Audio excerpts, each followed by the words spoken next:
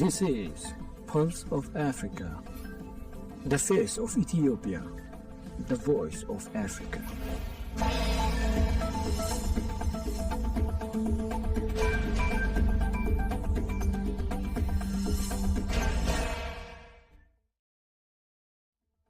Greetings, viewers. You're watching Pulse of Africa. I'm Tinsai Gabriel, bringing you today's latest news. First, here are our top stories for today. China and Morocco sign memorandum to boost bilateral diplomatic ties. Guinea holds referendum on new constitution.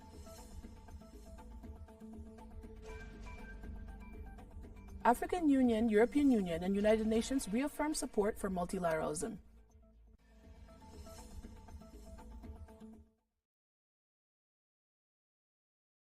Now the news in detail. China and Morocco are boosting bilateral diplomatic ties through the signing of a new memorandum of understanding. Morocco's Foreign Affairs Minister Nasser Bourita signed the agreement on Friday in Beijing with his Chinese counterpart Wang Yi.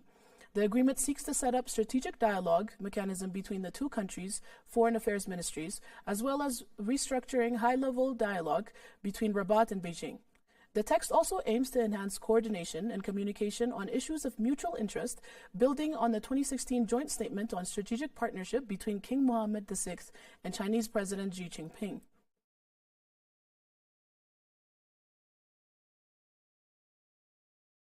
Guinea voted on Sunday in a long-awaited referendum on a new constitution, seen as a crucial step towards elections and return to civilian rule. The draft charter extends the presidential term from 5 to 7 years, renewable once, and creates a Senate within one-third of its members appointed by the president. In the final days of campaigning, Conakry was dotted with posters urging a yes vote marked with a green check. The West African nation, home to the world's largest bauxite reserves, is expected to hold presidential elections in December after missing a 2024 deadline.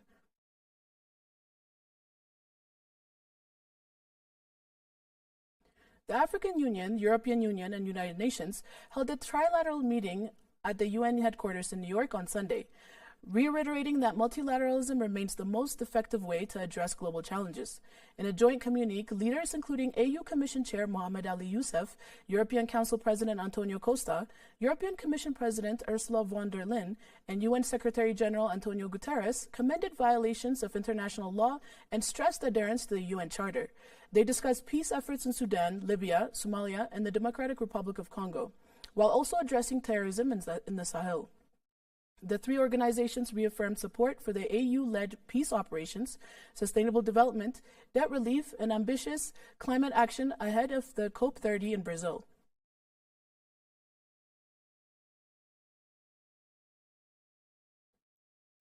Kenyan President William Ruto said that Africa's exclusion from the United Nations Security Council is unacceptable and indefensible. He made the statement while addressing the 7th summit of the Committee of the 10 Heads of State and Government on UN Security Council reform, which was convened by Sierra Leone during the 80th UN General Assembly. He added that this historic injustice must be corrected to make the UN fit for purpose. He emphasized that African leaders must amplify Africa's voice on all platforms, unite behind fair representation, and defend the common African position. He affirmed that Kenya would provide full support to ensure that Africa's demands are no longer deferred.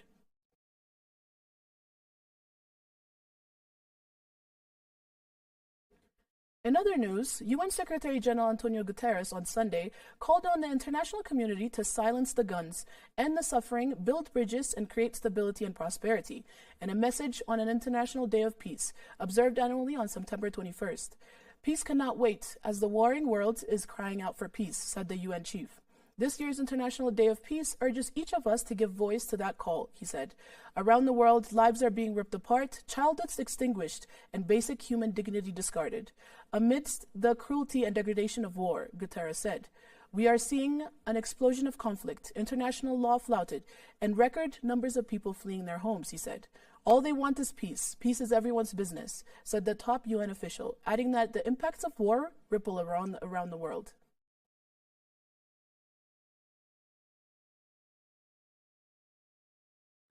A major agreement to protect marine diversity in the high seas was struck Friday when Morocco became the 60th nation to sign on, paving the way for the treaty to take effect next year.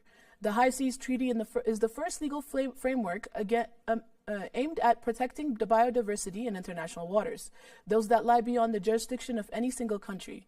International waters account for nearly 2/3 of the ocean, and nearly half of the Earth's surface are vulnerable to threats, including overfishing, climate change, and deep-sea mining.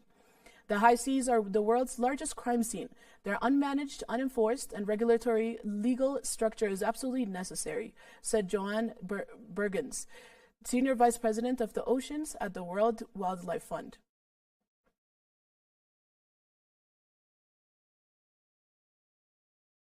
The story of resurgent Ethiopia and burgeoning Africa is here, only on the Pulse of Africa channel. All the time, Pulse of Africa, the face of Ethiopia, the voice of Africa.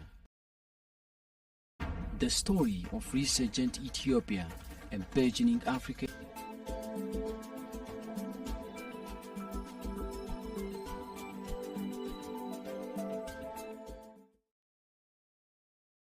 Now to business news. South Africa's Department of Trade, Industry and Competition said the country's Trade Minister, Parks Tau, and U.S. Trade Representative Jameson Greer held cordial and constructive talks following the 3 days of intense discussion by senior officials from both countries. There was no immediate word on the outcome of the talks. The South African ministry said they established a roadmap that will prioritize in future talks.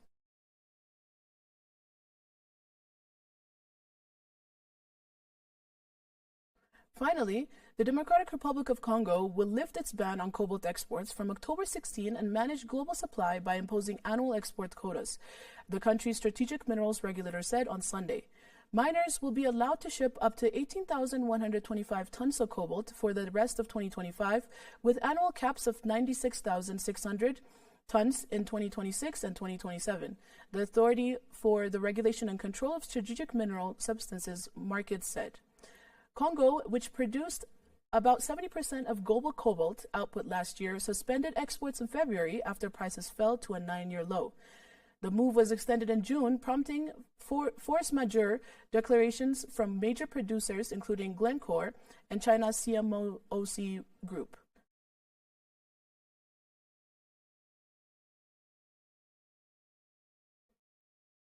Before we close, here's a quick look at the latest global commodities price updates.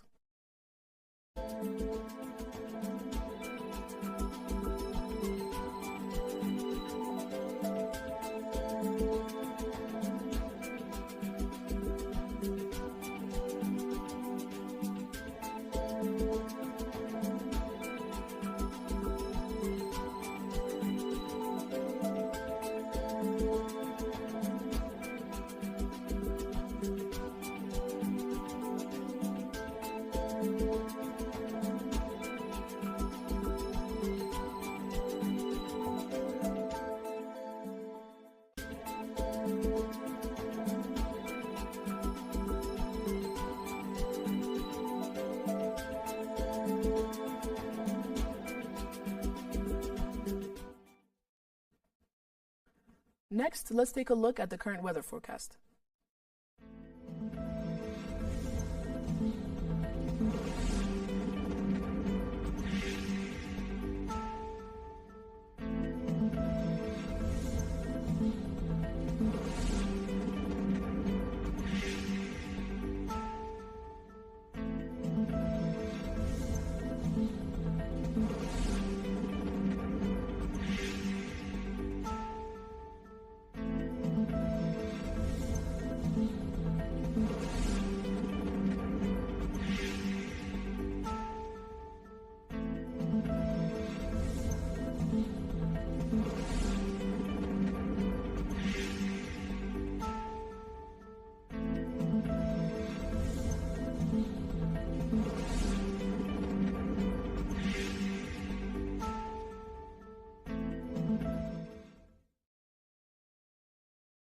That's all from Pulse of Africa today. Thank you for being with us.